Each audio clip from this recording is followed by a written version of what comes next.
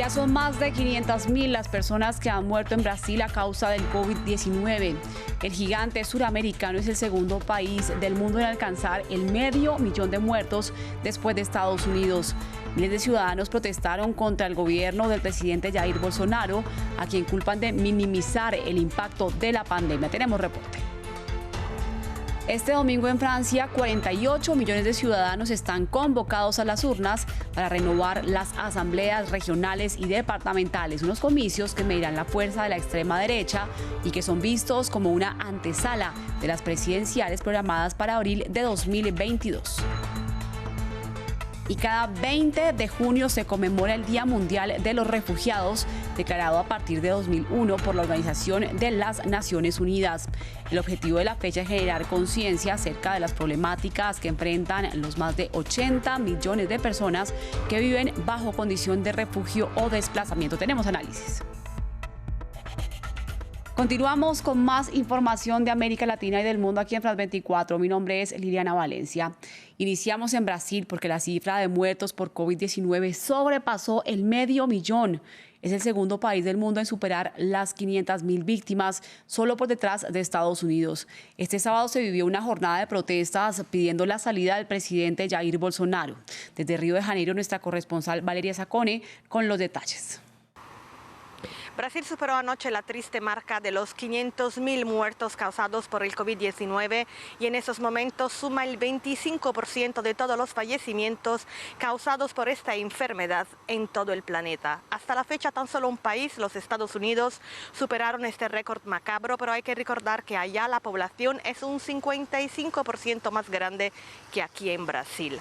Mientras, los políticos y la sociedad siguen divididos sobre las medidas a seguir para intentar contener esta pandemia fuera de control.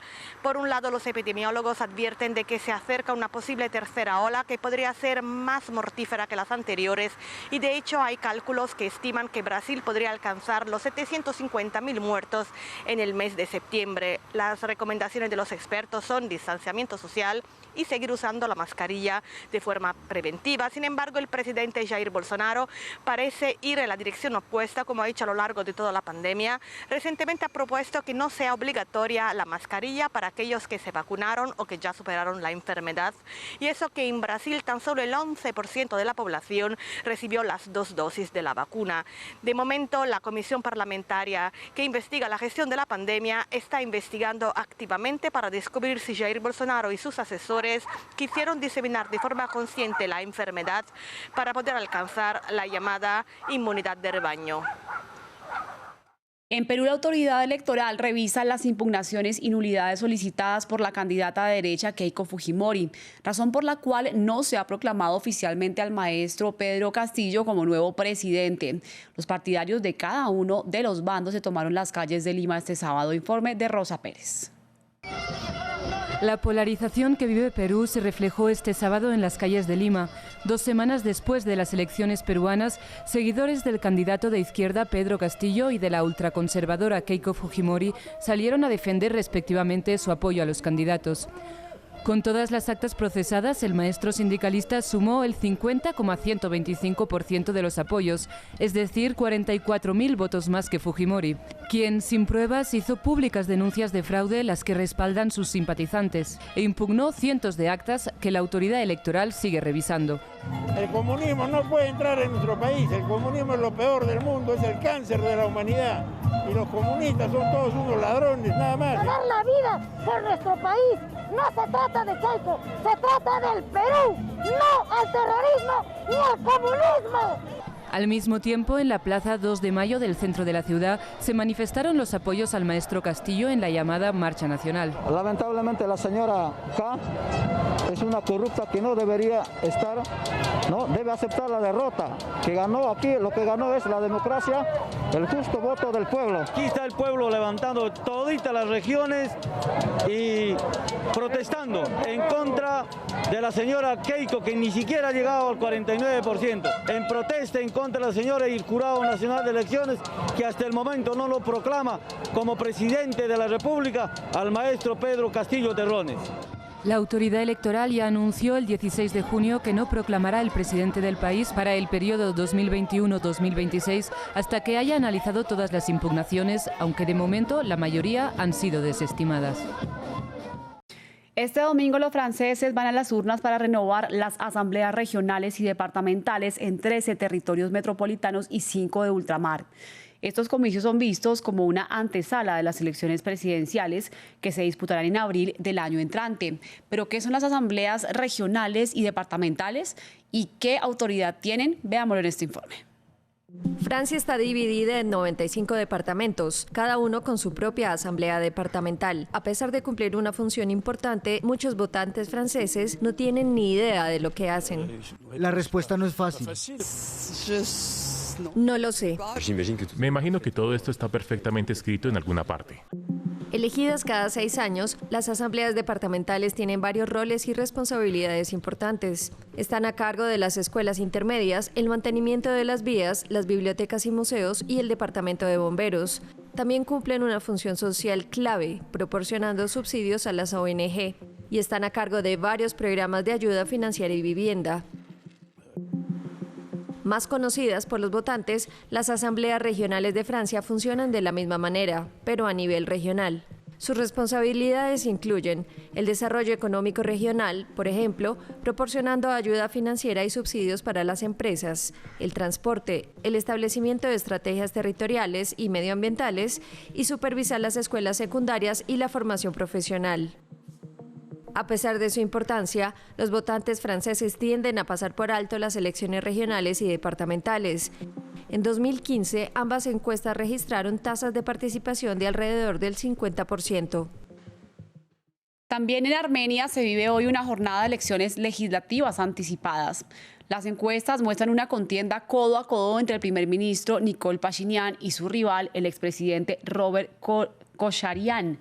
Esto en el contexto de la reciente derrota militar del país contra su vecino Azerbaiyán por la disputada región de Nagorno-Karabaj.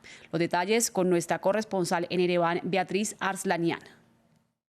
Pasaron 8 meses desde el fin de la última guerra de Nagorno-Karabaj, a partir del cual se intensificó la tensión política, como así también la polarización social en el país. A raíz de esto, hoy se celebran elecciones parlamentarias anticipadas en las que 26 partidos y fuerzas políticas disputan las bancas de la Asamblea Nacional de Armenia. Según las encuestas, las facciones que lideran estas elecciones son la coalición armenia encabezada por el expresidente Robert Kocharyan y el partido oficialista Contrato Cívico del primer ministro interino Nikol Pashinyan. Estas facciones deben obtener por lo menos el 51% de los votos, por lo contrario habría posibilidades de una segunda vuelta. Por otro lado, es importante mencionar la significativa cantidad de ciudadanos indecisos en estas elecciones, que asciende al 30%, y otros que han decidido no votar. La jornada comenzó a las 8 de la mañana y transcurre establemente a pesar de las denuncias de ciertas irregularidades que ocurrieron en los colegios electorales. Por el momento, alrededor de un 20% de la población ejerció su derecho al voto y aquellos que no lo hicieron pueden hacerlo hasta las 20 del horario local. Este domingo 20 de junio se conmemora el Día Mundial del Refugiado declarado por las Naciones Unidas a partir del año 2001. Cada año la cifra de refugiados a nivel mundial aumenta y también los posibles abusos que estas personas sufren al salir de sus territorios. Desde la Agencia de la ONU para los Refugiados, ACNUR, y distintas asociaciones se intenta aprovechar la fecha para generar más conciencia sobre esta problemática. La ONU estima que más de 80 millones de personas están refugiadas, una cifra que incluye 45,7 millones de desplazados internos, 29,6 millones de desplazados por la fuerza de sus países y 4,2 millones de solicitantes de asilo, y representa el 1% de la humanidad. Para analizar esta información nos comunicamos con Olga Sarrado Mur, vocera de ACNUR para las Américas. Bienvenida a France 24 y cuéntenos, contémosle a nuestra audiencia la diferencia entre refugiado, migrante, desplazado y asilado y la importancia que tiene esta fecha para promover políticas a favor de los derechos de estas personas. Hola, buenos días. Hoy es una fecha en la cual conmemoramos, ¿no?, ese coraje, esa valentía de las personas refugiadas y desplazadas en el mundo. Y también es una oportunidad, pues, para hacer un llamado a los líderes mundiales para que trabajen en solucionar las causas del desplazamiento, los conflictos que obligan a las personas a salir.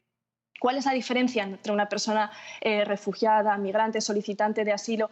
Las personas refugiadas son personas que no tienen otra opción más que salir de sus países para sobrevivir, porque han sido víctimas de persecución por su raza, por su orientación sexual, por su orientación política, y las personas solicitantes de asilo y no pueden volver a su país. Los países tienen la obligación internacional de acoger a estas personas, ya que volver a sus países supondría un temor, un riesgo para su vida. Las personas solicitantes de asilo son personas que han solicitado esa protección internacional, pero que de momento están esperando a una resolución por parte de los países de acogida. Bueno, pero si bien este es el Día del Refugiado, también la problemática se vive todos los días en todos los países y también deriva muchas veces en actos de xenofobia o discriminación hacia los refugiados. ¿De qué manera la ACNUR está promoviendo el respeto por estas personas? Es importante darse cuenta de que cuando un país abre las puertas a un refugiado, lo que hace es salvarle la vida. Que nadie quiere salir de su país, que salen de su país por obligación y con muchas ganas de construir, de recomenzar su vida. Desde ACNUR trabajamos muy de cerca con las comunidades de acogida de estas personas refugiadas. Del 82,4 millones de personas que comentabas, el 20% están en América Latina, en la región de las Américas. Y esta es una de las regiones más solidarias del mundo con los refugiados y con las personas desplazadas. Pero obviamente es importante que la comunidad internacional apoye a las comunidades que los acogen. Claro que en gran medida, en la mayoría de las ocasiones, son personas que también tienen muchas necesidades. Por supuesto, ¿y cómo promover una política migratoria internacional más justa que le permita a las personas de todos los países migrar en condiciones seguras sin arriesgar su vida recurriendo a caminos ilegales? Rápidamente, por favor. Es importante buscar soluciones alternativas, como por ejemplo hemos visto en Colombia en febrero que se puso en marcha un estatuto temporal de protección. Lo mismo están haciendo otros países. También buscar soluciones para facilitar la reunificación familiar y sobre todo asegurarse que esas rutas que se toman son seguras, que se identifican las necesidades de protección de las personas que llegan a las fronteras para evitar que se vean expuestos a los riesgos de usar pasos irregulares. Pues es Olga Sarrado Mur, vocera de ACNUR para las Américas. Gracias por estar en France 24. Y cambiamos de información porque Estados Unidos celebró por primera vez el Juneteenth como un feriado nacional, luego de que el presidente Joe Biden así lo dispusiera. Con eventos académicos, performances, desfiles y música, los estadounidenses, especialmente los afroamericanos, celebraron el día en que se conmemora el fin de la esclavización en 1865.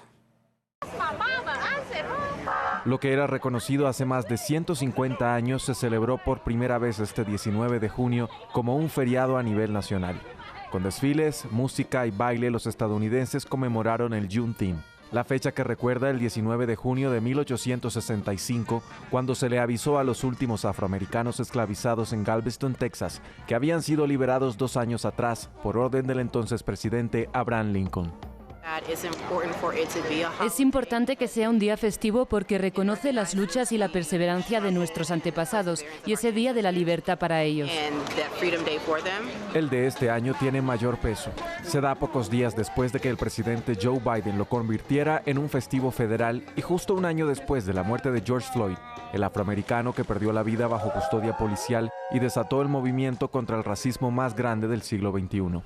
Como parte de las celebraciones, una estatua de George Floyd fue presentada en Brooklyn. Esta estatua transmite la fuerza y la dignidad de George Floyd. Espero que impulse a los electores, los residentes y los transeúntes a continuar organizándose, movilizándose, marchando y educándose con el objetivo de un cambio activo. El Juneteenth, como feriado nacional, supone un espaldarazo para la comunidad afro en Estados Unidos, pero no borra el hecho de que aún quedan muchas batallas por librar, sobre todo en términos de igualdad. Así Así finalizamos por esta emisión en France 24, pero ustedes pueden continuar con más en france24.com. Quédense con nosotros.